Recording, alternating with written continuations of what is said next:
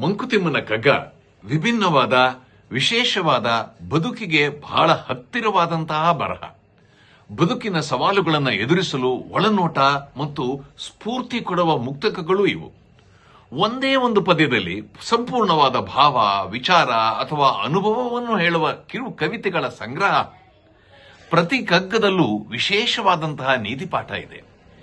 ಜೀವನದ ನಿತ್ಯ ಅನುಭವಗಳ ಮೂಲಕ ಭಗವದ್ಗೀತೆಯ ತತ್ವವನ್ನೇ ಸರಳವಾಗಿ ಹೇಳುವುದರಿಂದಲೋ ಏನೋ ಮಂಕುತಿಮ್ಮನ ಕಗ್ಗವನ್ನು ಕನ್ನಡದ ಭಗವದ್ಗೀತೆ ಎಂದೇ ಕರೆಯುತ್ತಾರೆ. ಹಲವಾರು ಜನ ಇದನ್ನ ವಾಚನ ಮಾಡಿದ್ದಾರೆ, ಕಗ್ಗದ ಅರ್ಥವನ್ನ ವಿಸ್ತಾರವಾಗಿ ಹೇಳಿದ್ದಾರೆ. ಆದರೆ ಈಗ ಒಂದು ವಿಶೇಷವಾದ ಪ್ರಯತ್ನಕ್ಕೆ ನಾಂದಿ ಹಾಡ್ತಾ ಇದ್ದಾರೆ ಬೆಂಗಳೂರಿನ ಕಲಾ ವೇದಿಕೆಯ ಸದಸ್ಯರು.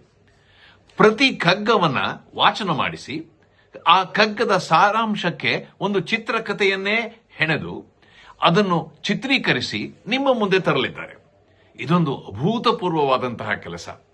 ಕನ್ನಡದ ಈ ಕೆಲಸಕ್ಕೆ ಕನ್ನಡಿಗರಾಗಿ, ಸಾಹಿತ್ಯ ಪ್ರಿಯರಾಗಿ ಪ್ರೋತ್ಸಾಹ ನೀಡಬೇಕಾಗಿರುವುದು ನಮ್ಮೆಲ್ಲರ ಕರ್ತವ್ಯ ಎಂದೇ ನಾನು ತಿಳಿದಿದ್ದೇನೆ.